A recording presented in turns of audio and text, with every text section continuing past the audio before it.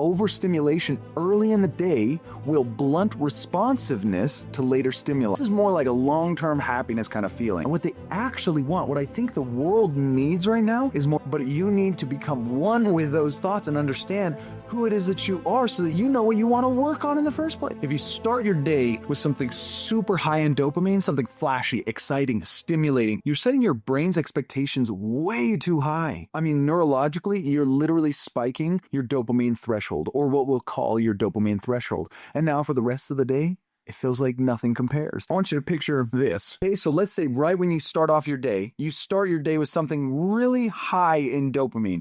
This could be something like Instagram, like doom scrolling in bed. This could be sugar. This could be pornography or anything else that's high stimulus. It doesn't necessarily have to be bad or addictive like some of these things are, just intense. Bad and addictive things fall into this category. But this activity then spikes the dopamine immediately, like right out of the gate, 7 o'clock in the morning, boom. Now your brain gets flooded. It sets a threshold.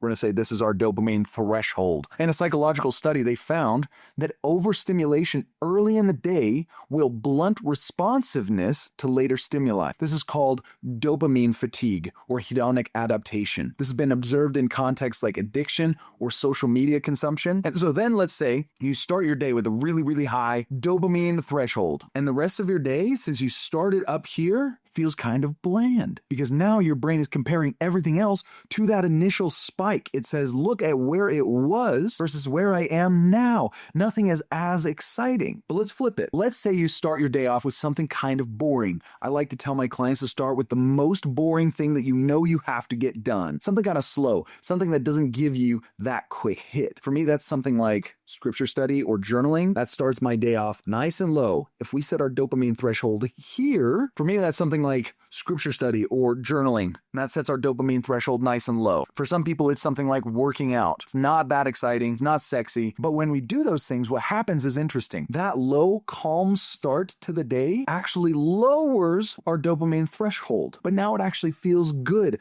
The difference is where your baseline is. If your baseline is sky high, everything else is kind of a letdown throughout the rest of the day. But if your baseline is quiet and even kind of dull, then everything else starts to feel exciting by comparison. We become desensitized to dopamine. This is one of the reasons why people get into harder and harder pornography, why people get into harder and harder drugs. Any kind of addiction, they're seeking something harder and harder and harder because we have developed such a high threshold, such a high tolerance for dopamine. And so now what was exciting now isn't exciting. And I know with something like Instagram, it doesn't feel so dramatic, so drastic, but it's still what's going on. It's not because your life is boring. I don't think your life is boring. It's that you're doing things that elevate your expectation for excitement. So, for example, if you're on social media all day, every day, all you're seeing is a highlight reel of everybody's highlight reels. You're seeing the most exciting of the exciting. Unless you're watching a video like this, this isn't that exciting. This isn't that dopamine inducing because it's more educational. But if you're on social media all day, every day, and you're watching people who are the best bodybuilders in the world, you're watching the best models in the world, you're looking at the prettiest people, you're looking at the most exciting travel, everything else is going to feel boring because your dopamine, your tolerance is so high and your expectation of what is reasonable and normal is kind of gone out the window. I help a lot of people with pornography addiction, and early in the morning, first thing in the morning, tends to be a time when a lot of people are tempted. And so if somebody starts their day off with pornography, we're way up here and our expectations of reality are blown through the roof. And again, we come back down to normal reality and day to day, and by comparison, it feels awful. And that threshold is trainable. Let's go into the deeper part of this, because what a lot of people are really after isn't dopamine in the first place. It's actually serotonin, and they're not the same thing. They're not technically opposites, but man, they often work opposite from one another. Let's say over here we've got dopamine, and on the other side we've got serotonin. What are the kinds of things that give you dopamine? We could say something like sugar, social media use, pornography, gambling, skydiving. Now let's go over to the other side of things, and I want you to think about what are the types of things that give you serotonin, things that you are achieving. This is more like a long-term happiness kind of feeling. These are things like achieving something hard, working out. I know that some people do get dopamine from working out, but not everybody. So we want to be able to distinguish between the two. Working out primarily is going to boost your serotonin levels because you are becoming somebody that you actually like a little bit more. Scripture study. graduating, puppies, because who doesn't love puppies? Dopamine is the motivator. It's the excitement, it's craving, it's drive, it's the feeling of go get it. Where serotonin is more like peace, joy, fulfillment. It's I'm okay, I did something meaningful. It's what you feel after a hard workout, after journaling, after something deep, after serving somebody. It's not flashy, but you feel more full. Here's the trap I see over and over. We are trying to get serotonin by doing dopamine-based activities. So often I see somebody who's anxious or empty or feeling depressed and they scroll, they binge eat, they're trying to numb the discomfort. They fall into pornography, and what they actually want, what I think the world needs right now is more serotonin. They want to feel proud. They want to feel whole. They want to feel like their life means something, but they're not doing things that create that lasting feeling. They're just chasing the next spike. So what happens now is you feel low in serotonin, and so you chase dopamine. Chasing that dopamine raises your dopamine threshold and lowers your sensitivity even more.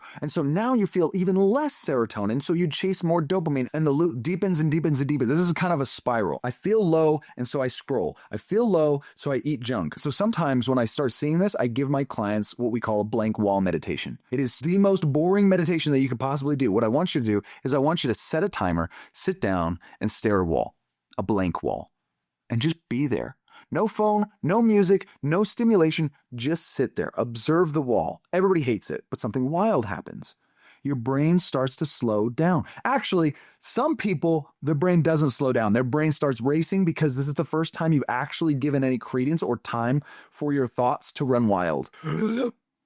I don't want to be here with my thoughts. I don't want to have to process all of this. My thoughts are a scary place. Sure, and I think that makes a whole lot of sense. But you need to become one with those thoughts and understand who it is that you are so that you know what you want to work on in the first place. You're going to start getting access to your actual thoughts again. And that's a positive thing, even if it's scary. And after doing this meditation, I usually can do it maybe 10 minutes, and I think 10 minutes is fine. I've had a client do it as long as an hour. And after doing it, everybody feels like their life is suddenly better. They're able to focus more. You literally become more sensitive to joy because your dopamine threshold has dropped. You're not so desensitized expecting these flashbang exciting things to be happening all the time.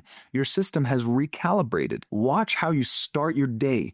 Watch the ways that you're desensitizing your mind to excitement and to dopamine, because the way that you start determines the standard that you're training your brain to expect. And if you always start your day with a high spike, you're robbing yourself of the ability to enjoy the ordinary. This is one of the reasons why people say go outside and touch grass, is because we're so constantly overstimulated by flashy, dopaminergic things. And if you just go outside and sit down and you pick up a leaf off the ground and you look at all of the veins of that leaf, you're going to start to really think that's cool. You're going to be able to enjoy the ordinary in ways that you haven't, because that's where serotonin lives. So here's what I would recommend. If you want to reset, start your day by doing the most boring yet important things. Low dopamine. Do the thing that's boring.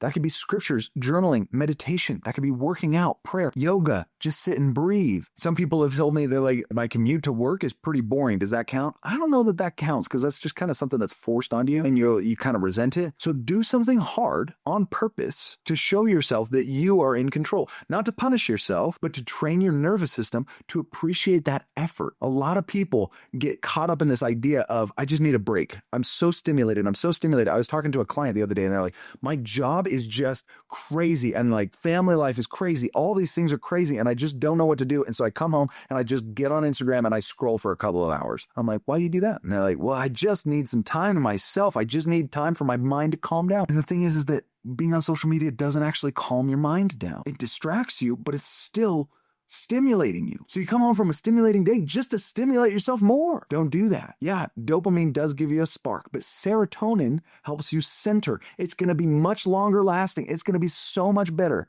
When you got a good center, life feels good again without needing to be exciting all the time. It actually makes the mundane things exciting. Anyway, feel free to write down your thoughts, questions, comments, insights, anything that you feel like you learned from this video, put it down in the comments. I'd love to start a conversation. If any of you want personal application or you want coaching through any of these personal issues, because I'm teaching really specific problems, specific ideas in a very broad way to try to appeal to the internet algorithm. So if you ever want personalized application, feel free to fill out the link in the description and sign up for a session with me. I'd be happy to help you out in any way that I possibly can. I hope you have a beautiful day.